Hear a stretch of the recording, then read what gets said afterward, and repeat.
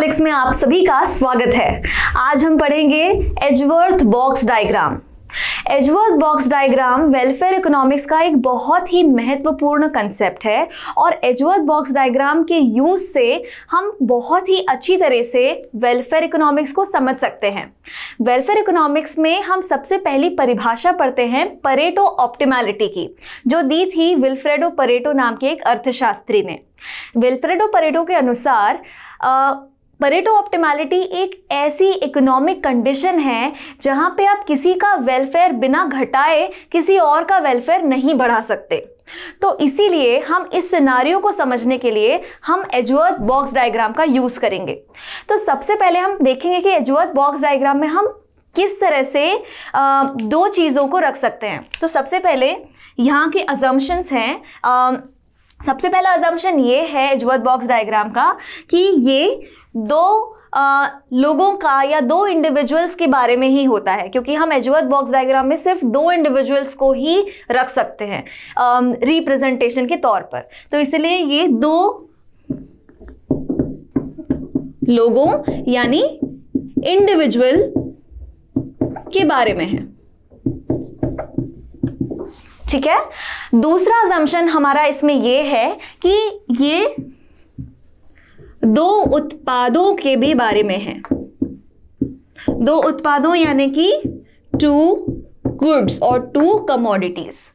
तो Edgeworth box diagram में हमारे ये दो अजम्पशंस बहुत ज़रूरी हैं कि हम दो लोगों के दो उत्पादों के लिए हुए चॉइसेस के बारे में बात करेंगे और हम ये इसमें निकालने की कोशिश करेंगे कि किस तरह से वो दो लोग एक सोशल पर्सपेक्टिव में या एक सोसाइटी में परेटो ऑप्टिमैलिटी पोजीशन पे पहुंच सकते हैं।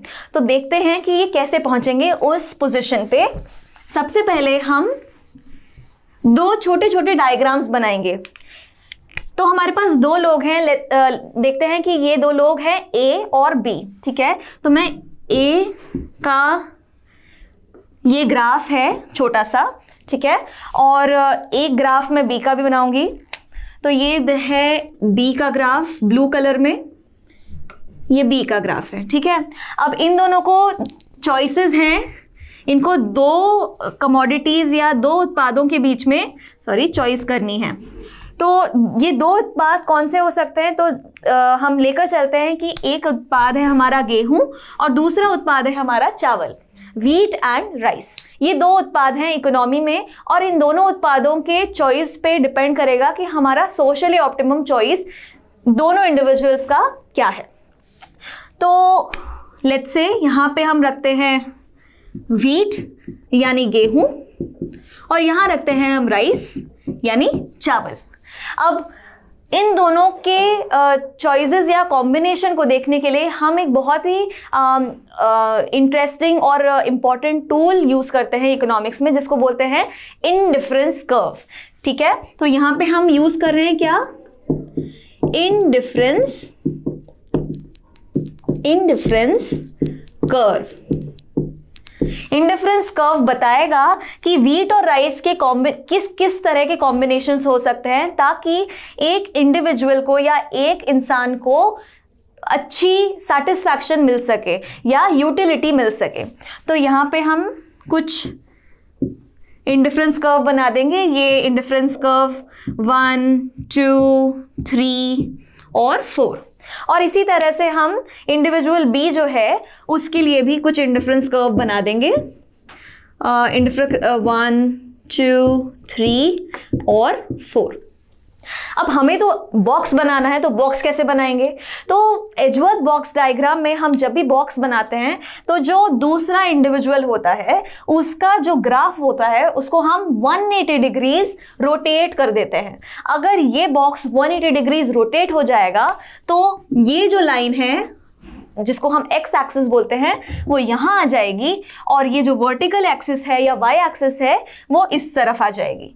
तो चलिए हम ये भी करके देख लेते हैं कि ये पोजीशनिंग किस तरह से एजवर्थ बॉक्स डायग्राम में होगी। यहां पे मैं बनाऊंगी सबसे पहले इंडिविजुअल ए का ग्राफ। ये इंडिविजुअल ए का ग्राफ है। यहाँ पे हम रखेंगे गेहूं यानी व्हीट और चावल यानी राइस, ये 0 एक्सिस, और यहाँ पे मैं ए लिख देती हूँ तो हम समझ सकते हैं कि इसको ए का हम ग्राफ बोलेंगे। इंडिफरेंस कर्व बनाना है मुझे। सबसे नीचे का जो इंडिफरेंस कर्व होता है क्लोजेस्ट टू द ओरिजिन, यानी ओरिजिन जो है उससे सबसे पास जो इंडिफरेंस कर्व होता है वहां पे सबसे कम सेटिस्फैक्शन मिलता है, और इंडिफरेंस कर्व जो सबसे दूर होगा ओरिजिन के वहां पे सबसे ज्यादा सेटिस्फैक्शन मिलेगा उस इंडिविजुअल को। ठीक है, तो हम यहां से शुरू करेंगे। इसका नाम मैं रखूंगी IA1, फिर IA2, फिर IA3, फिर IA4, और इस तरह से एक और बना देती हूँ, चलो IA5। आपको ये पता होना चाहिए कि इंडिफरेंस कर्व कभी भी पैरेलल हो भी सकते हैं और नहीं भी हो सकते। इंडिफरेंस कर्व की एक प्रिंसिपल होता है कि दे मे और may not be parallel to each other. तो ज़रूरी नहीं है कि मैं बिल्कुल सिमेट्रिकल इंडिफरेंस कर्व बनाऊं, जैसा कि आपने कभी कभी बुक्स में देखा होगा। ज़रूरी नहीं है कि ओरिजिनली भी इंडिफरेंस कर्व वैसे ही बने, आपको सिर्फ एक कर्व बनाना है। तो इस तरह से मैंने कुछ कर्व्स बना दिए हैं। अब हमारे पास है इंडिविजुअल बी। तो अब इंडिविजुअल बी का जैसे मैंने बताया था रोटेट करके ग्राफ कुछ इस तरह बनेगा। ये मैं एक्स्ट्रा पोर्शन को निकाल रही हूं। ये इंडिविजुअल बी का ग्राफ है। इंडिविजुअल बी का ये y एक्सिस है और इंडिविजुअल बी का ये x एक्सिस है। यहां पे मैं ओरिजिन का O रख देती हूं।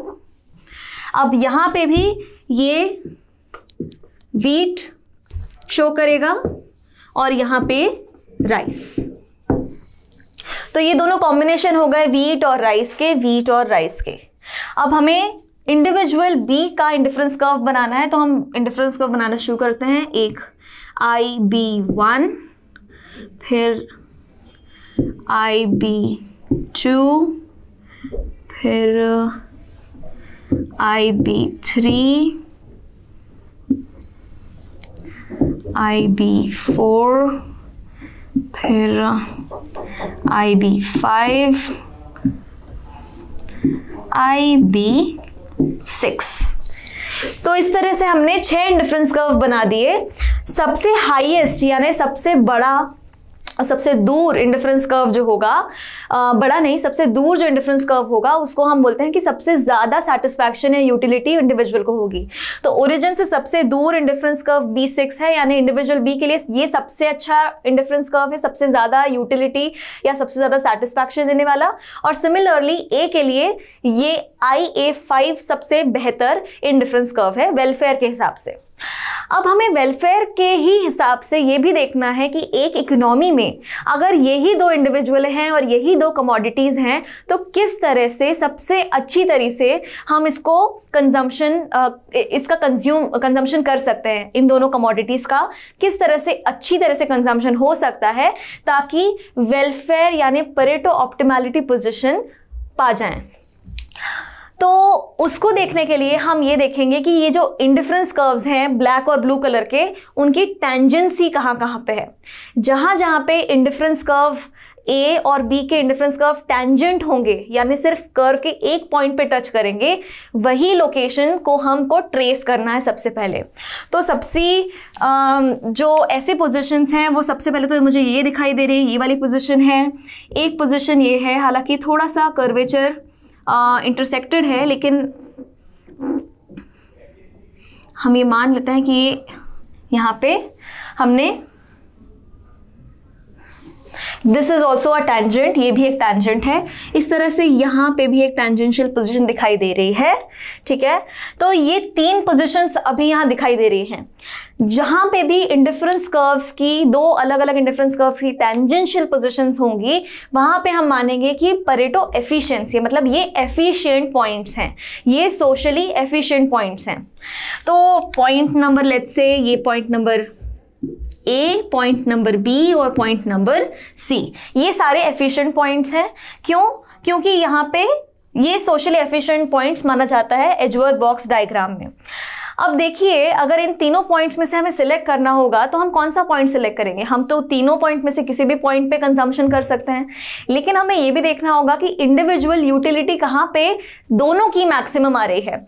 तो पॉइंट नंबर ए पे बी तो 6 पे है, लेकिन जो ए है वो फर्स्ट इंडिफरेंस कर्व पे है, तो ये ए के लिए एक अच्छी पोजीशन नहीं है। तो हम बी पे चलते हैं। अब बी पे इंडिफरेंस कर्व बी का 4th है और ये 3rd है, तो ये काफ़ी अच्छी पोजीशन है। अब सी पर भी देखते हैं, तो सी पे इंडिफरेंस कर्व 3 है और 4 है, तो ये दोनों ही पॉइंट्स काफ़ी अच्छे हैं, परेटो एफिशिएंट हैं। इन दोनों में से, इस इकोनॉमी में इन दोनों पॉइंट्स में से किसी भी पॉइंट पे अगर कंजम्पशन होता है तो परेटो एफिशिएंसी ही आएगी, और बाकी सारे पॉइंट्स भी परेटो एफिशिएंट ही हैं। लेकिन अब इंडिविजुअल चॉइसेस के हिसाब से इंडिविजुअल्स अपना अपना कंजम्पशन का तरीका देख सकते हैं। हमारे पास एक और चीज़ है इसमें, जो होती है कॉन्ट्रैक्ट कर्व। मैं यहाँ पे लिखूंगी इसको, इसका नाम है कॉन्ट्रैक्ट कर्व, जो कि एक ऐसी डॉटेड लाइन बनाऊंगी मैं। तो ये डॉटेड लाइन बनती है ओरिजिन टू ओरिजिन, और ये पॉइंट्स सारे इसके अंदर वो वाले आते हैं जो एफिशिएंट पॉइंट्स हैं।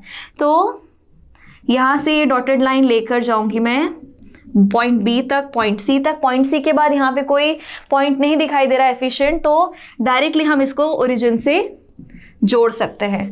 इसको बोलते हैं कॉन्ट्रैक्ट कर्व। ये कॉन्ट्रैक्ट कर्व सारे पॉइंट्स को लेता है जो परेटो एफिशिएंट होते हैं। अब बी और सी में से परेटो ऑप्टिमल पोजीशंस इस देश में, इस पर्टिकुलर देश में, ये दोनों लोग चूज कर सकते हैं अपने अपने इंडिपेंडेंट लेवल पे। दोनों ही पॉइंट्स परेटो ऑप्टिमैलिटी ही शो कर रहे हैं।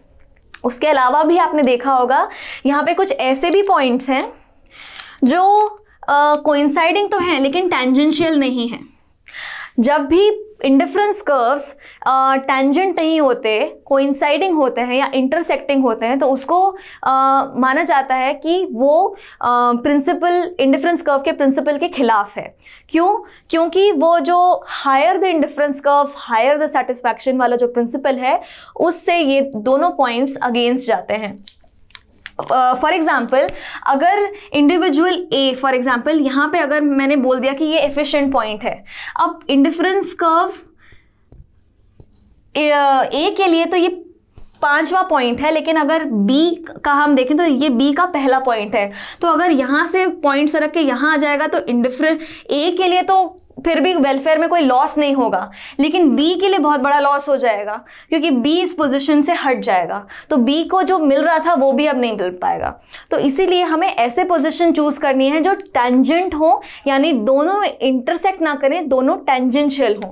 कर्व की टेंजेंसी इस तरह से होती है कि एक कोई कर्व ऐसा है तो दूसरा कर्व उससे सिर्फ एक पॉइंट पे टच करके चला जाएगा, वो होती है टेंजेंसी। तो ये रहा एजवर्थ बॉक्स डायग्राम। इससे हम वेलफेयर इकोनॉमिक्स सीख सकते हैं, और ये काफ़ी यूज़फुल टूल होता है, बहुत महत्वपूर्ण टूल होता है परेटो एफिशिएंसी सीखने के लिए। तो दोस्तों, अगर आपको ये वीडियो अच्छा लगा तो give a big thumbs up to it, और इकोहॉलिक्स को सब्सक्राइब करना ना भूलें। और ऐसे बहुत सारे वीडियोस हम अपलोड करते रहेंगे, और भी बहुत सारी जानकारियों के लिए आप दिए गए डिस्क्रिप्शन में लिंक पर जाकर क्लिक कर सकते हैं। Thank you so much and have a great day.